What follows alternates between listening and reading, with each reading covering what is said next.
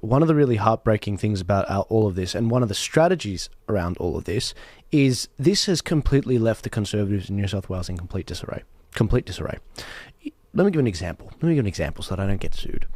In America, the way George Soros has taken over the DAs, the reason why there's crime on the rampant around America, the reason why they keep winning state and federal, it's because they actually secure local. So many freedom parties that you see running in this particular election, because I've been talking to them and about how you've got to bleed your candidates and get them experienced in local elections, that's why this is so critical.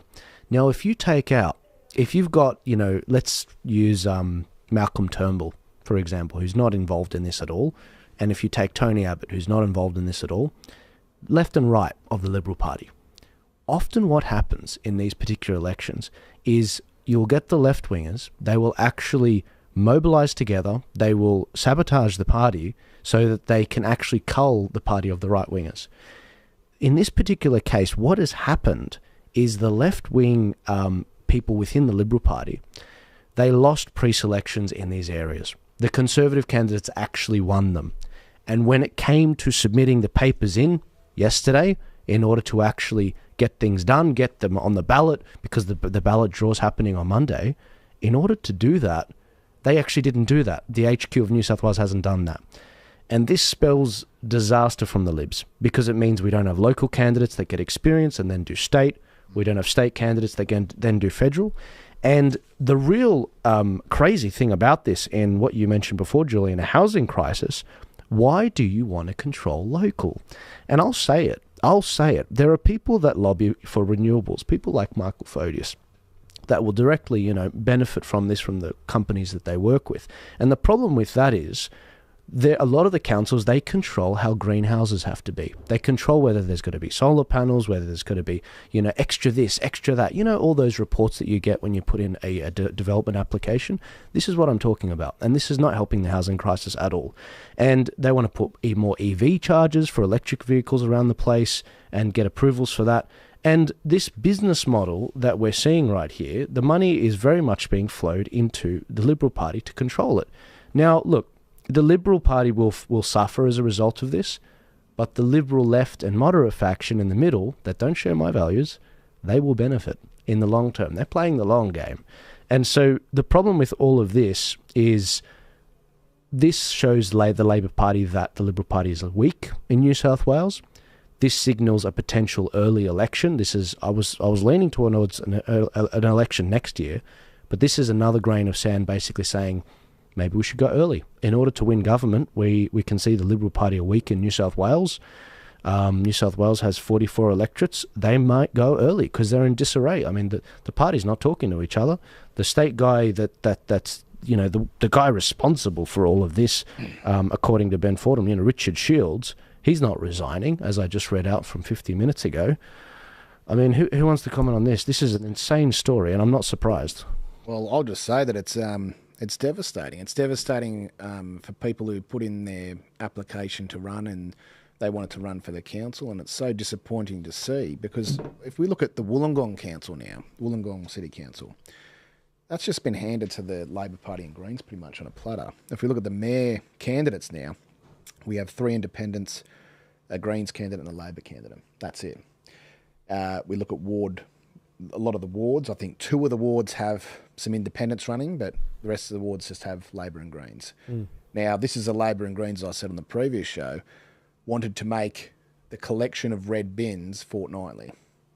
Right. So now that's looking like it's definitely going to be a possibility. We had the candidate, good councillor down there, John Doherty, and he opposed it. He said, no, what a ridiculous idea. Why would you change something like that? So this is the kind of implications that this brings in, and it's not good because we don't want to have uncontested elections. I mean, that doesn't help anybody.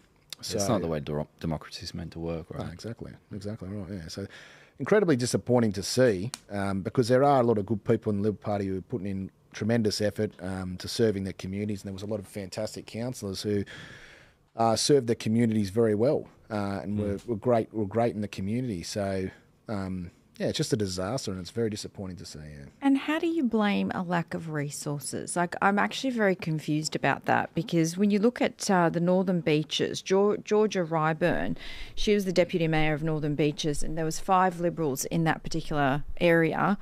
They put in their paperwork. She actually stated that she put in her paperwork, rang, and they said, yes, the paperwork is in. So if the paperwork is in, how hard is it if... Let me tell you. So that when they say the paperwork's in, it means the Liberal Party HQ have it, but the AEC doesn't have it. The 2 people that were tasked with this, it's very clear. It was Richard Shields, who we're talking about not quitting, and Peter Wheatley, who's not actually a factional person. He's a very neutral person. But that's what they mean. They only had 2 people doing it. Oh, I'm totally...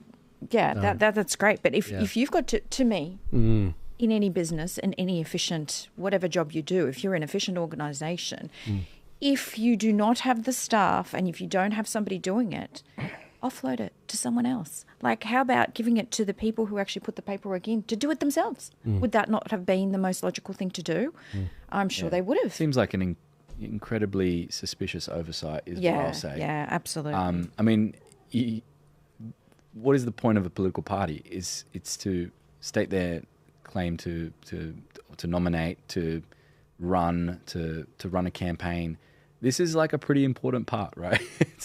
Minor technicality. You're supposed to have candidates. Yeah. So, I mean, in these particular areas, you have no Conservatives to vote for. So I think the residents would be most upset, would they not? People are going to kill me because they know we're doing how to vote cards, for the Turning Point Australia ones. And it's literally going to be like Labor and Greens. Do a donkey vote. And then I'm going to have all this negative press. They're going to be like, Joel's backing the Labor Party or Joel's backing the Greens. And it's like, well, you know what? If you're upset with me, why didn't you put your name down? All right? Don't get annoyed at me. I'm just literally working out the worst of 2 evils. Andrew Charlton in Parramatta, I was actually surprised the other day to find out he backs nuclear. Did you hear that? Yeah. Funny. That's good. I mean, it's the right one. I mean, you can only be on the losing side for so long, right? Literally. Yeah, literally. How could you not resign? I mean, let's say that this is sheer incompetence. How could you face people after something like that and just not... Arrogance. Or man up and just say, I'm going to fall on my sword, I'm going to resign. Like, is this sort of an age of just mediocrity and shamelessness where people just think, no, I deserve a second go? Or does everyone have an excuse for being utterly incompetent? Yes. Political parties for... Yeah, they do, because we are giving medals for last place in running races. So, I mean, this is keep going. Honestly, Samurai's death, I just think